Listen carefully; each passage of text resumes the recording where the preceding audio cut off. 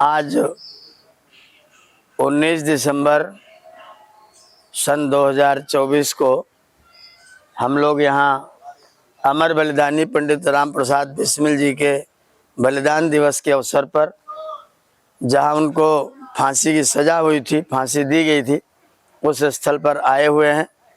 अभी हम लोगों ने उनको पुष्पांजलि समर्पित करने के बाद यहाँ पर अपना दैनिक संध्या, अग्निहोत्र, प्रार्थना इत्यादि संपन्न किया है। आइए मैं आपको दिखाना चाहता हूँ। ये आप सामने देखेंगे अमर शहीद पंडित राम प्रसाद बिस्मिल स्मारक स्थल।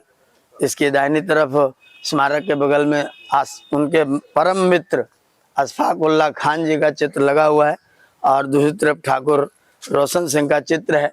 बहुत ही जल्द टूटेगी गुलामी की ये जंजीरें, किसी दिन देखना आज़ाद ये हिंदुस्तान होगा। आज ये हिंदुस्तान आज़ाद है और हमारे क्रांतिवीरों की जो इच्छा थी वो पूर्ण हुई, और उसको पूर्ण करने के लिए हम सब लोग इस यहाँ पर इस स्थल पर आकर के संकल्प लेते हैं। ठाकुर रोशन सिंह ने लिखा था, तुम मेरे लिए नाराज मत होना, मेरी मौत अफसोस के लायक नहीं। जो क्रांतिकारी होते हैं, जो देश पर बलिदान होते हैं, वे अमर होते हैं, उनको सीधा स्वर्ग की प्राप्ति होती है। लिखा हुआ है, हतो वा प्राप्स्यसि स्वर्गम जित्वा वा भोक्ष्यसे महीम। तो अगर जियोगे तो धरती का राज्य भोगोगे, मरोगे तो स्वर्ग का राज्य भोगोगे। ये यहाँ पर एक प्रतिमा लगी हुई है, अमर शहीद पंडित राम प्रसाद बिस्मिल, फांसी द्वारा बलिदान 19/12/27। पंडित मुरलीधर जी इनके पिताजी का नाम था। 11 जून 1897 को आपका जन्म हुआ है। मरते बिस्मिल रोशन लहर अशफाक अत्याचार से, और उन्होंने अंत में कहा, मैं ब्रिटिश साम्राज्यशाही का नाश चाहता हूँ। आज उनके ये चित्र पर माल्यार्पण हुआ है, दीपदान हुआ है। और इधर से आप आएंगे तो देखेंगे ये फांसी घर का निकासी द्वार आपको यहाँ पर लिखा हुआ दिख रहा है, I wish the downfall of the British empire. ये फांसी घर का निकासी द्वार है। इसमें जो जिनको फांसी दी जाती है, ये कोठरी है, इनका शव यहाँ पर अंदर जो है ये तख्ते लगे हुए हैं। ये तख्तों को उधर एक उसका हैंडल लगा हुआ, हैंडल से इनको खींच दिया जाता है तो तख्ता खुल जाता है और शव यहाँ पर लटक जाता है। उस शव को इस रास्ते से निकालने का ये द्वार है। यहाँ पर यही फांसी की कोठरी है, यहाँ पर वो शव लटकता हुआ रह जाता है बाद में। ये ऊपर आप देखेंगे तो ये तख्ते अभी भी उसी जमाने के लगे हुए हैं, वैसी लोहा इत्यादि सब सुरक्षित संरक्षित किया हुआ है। इसको वहाँ से हैंडल सरका करके और फिर जो हमारे क्रांतिवीर होते हैं उनको ये फांसी की सज़ा दी जाती थी। ये अंग्रेजों के समय का ये है। इनका ये मैं आपको इसको ऊपर से भी दिखाऊंगा। आप आएंगे यहाँ ऊपर जहाँ पर वो फांसी लगाई गई थी, वो लोहा जो ऊपर लगा हुआ था वो भी देखने का है। तो पूरा स्मारक इनका यहाँ पर सुरक्षित किया हुआ है। हमारे आर्य समाज के लोगों के विशेष प्रयत्न से, आदरणीय श्रीमान डॉक्टर विनय प्रताप प्राणाचार्य जी के विशेष उद्योग से यहाँ पर ये स्मारक स्थल जेल से उतने स्थान को काट करके और निकाल करके अलग कर दिया गया है उनके स्मारक के रूप में। इसके पीछे उधर जेल कर दी गई है और इस हिस्से में अभी मैं आपको दिखाऊंगा तन्हाई की कोठरियाँ यहाँ पर कैसी बनाई गई थी। जहाँ पर जिन लोगों को फांसी की सज़ा हो जाती थी उनको लोग तन्हाई कोठरी में डाल दिया करते थे। वो छोटी छोटी कोठरियाँ होती थी। अभी मैं आपको उसका दर्शन कराएंगे। ये मैं आपको लेके चल रहा हूँ। ये फांसी का फंदा यहाँ पर होता है।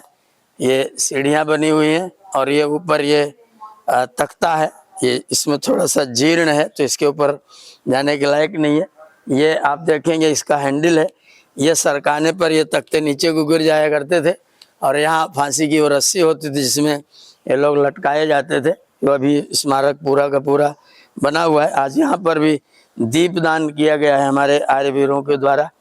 तो ये उनका ये फांसी का ये तख्ता है और नीचे उसकी कोठरी हमने आपको दिखाई जहाँ पर वो शव लटकता रह जाता है। तो ये स्थल अभी आप देखेंगे जेल का वो स्थान जहाँ पर वो तन्हाई में रखे जाते थे, वो कोठरियाँ हम आपको अभी पंडित राम प्रसाद बिस्मिल किस कोठरी में थे वो कोठरी भी आपको दिखाएंगे। इसको आप दर्शन करें जहाँ पर उन लोगों ने अपने राष्ट्र के लिए बलिदान किया, प्राणों की आहुति लगा दी कि मेरा राष्ट्र सुखी हो, हम रहें न रहें लेकिन मेरा राष्ट्र रहे। ये उन लोगों की भावना थी।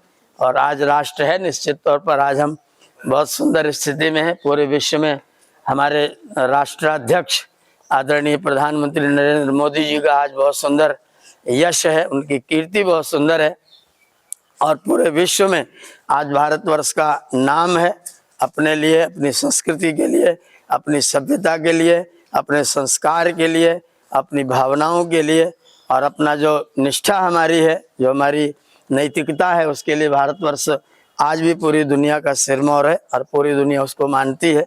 ये देखिए, ये तन्हाई की कोठरियां हैं, ये छोटी छोटी कोठरियां, ये इसमें ये अंदर भी आकर के आप देख सकते हैं। ये छोटी कोठरियां, इतने मोटे लोहे के गेट हैं, बस इतनी बड़ी कोठरी में उनको रहना होता था। दुर्भाग्य सोच करके बड़ा वेदना होती है कि इसी में वो बर्तन रखा था जिसमें लोग शौच आदि जाया करते थे। शौचालय का कोई प्रबंध नहीं होता था, इसी में वो बर्तन रहता था, इसी में शौच होना, इसी में पेशाब होना और इसी में रात भर रहना, बदबू के बीच में ही रहना। ये बिल्कुल नारकीय जैसी स्थिति होती थी। ये इधर ये ऊंचा किया हुआ है जिससे कोई व्यक्ति रात भर मेहनत करे तो बाहर के दरवाजे तक उसका हाथ न पहुंच पाए, दरवाजा बाहर बंद होगा, बाहर ताला लगेगा। और ये इतना स्थान पैक किया हुआ है जिससे कोई व्यक्ति खोदना भी चाहे तो कम से कम रात भर में दरवाजे को हाथ न पहुंच पाए। इसके लिए सब कोठरियों में ये ऐसा गोल कर दिया गया है। ये छोटी छोटी कोठरियां होती थी जिसमें तन्हाई में हमारे क्रांतिकारियों को रखा जाता था। ये आइए आपको हम दिखाते हैं, पंडित राम प्रसाद बिस्मिल जी जिसमें रहे थे वो भी कोठरी अभी सुरक्षित की हुई है, उसमें उनका चित्र भी लगा हुआ है। ये कोठरी यहाँ पर है पंडित राम प्रसाद बिस्मिल जी की। आज यहाँ पर पुष्पांजलि वगैरह समर्पित की गई है। यहाँ पंडित जी के बारे में पूरा लिखा हुआ है। इसी कोठरी में पंडित राम प्रसाद बिस्मिल पुत्र श्री मुरलीधर दिनांक 18/8/1927 को जिला कारागार लखनऊ से स्थानांतरित होकर इस कारागार में दाखिल हुए। उन्हें स्पेशल सेशन जज लखनऊ में दिनांक 6/4/1927 को भारतीय दंड संहिता की धारा 121 का 120 का तथा 396 के तहत सजाए मौत सुनाई गई। पंडित राम प्रसाद बिस्मिल इसी कोठरी में दिनांक 19/12/1927 तक बंदी के रूप में रहे। दिनांक 19/12/27 को उन्हें सुबह 6:30 बजे इसी जेल में फांसी लगाएगी। इस प्रकार पंडित राम प्रसाद बिस्मिल अपनी शहादत के साथ साथ अपनी इन पंक्तियों को भी वतन की शान के नाम कर दिए। वक्त आने दे बता देंगे तुझे ऐ आसमां, हम अभी से क्या बताएं क्या हमारे दिल में है। ये उनकी कोठरी पर लिखा हुआ है। और ये इस समय उनकी ये देखिए दरवाजा, और ये वही सबको बंद करने का पूरा जिससे दरवाजा खुलने न पाए। और ये पंडित जी का यहाँ पर चित्र लगा हुआ है। अंतिम समय के उद्गार, मुझे इस कोठरी में बड़ा आनंद आ रहा है। मेरी यह इच्छा थी किसी साधु की गुफा में कुछ दिन निवास करके योगाभ्यास किया जाता। साधु की गुफा तो न मिली तो क्या, साधना की गुफा तो मिल गई। बड़ी कठिनता से यह अवसर प्राप्त हुआ है। मतलब इस अवसर को व्यक्ति सौभाग्य मान रहा है। मैं जहाँ खड़ा हूँ यहाँ शायद पंडित जी संध्या किया करते होंगे या वो दंड बैठक लगाते होंगे। यहाँ पर खड़े होकर लगता है कि कुछ ओज तेज, कुछ वीर, कुछ क्रांति की भावनाएं मन में बसती है यहाँ पर आकर के। निश्चित तौर पर यह हमारे लिए बहुत ही प्रेरणादायक स्थल है।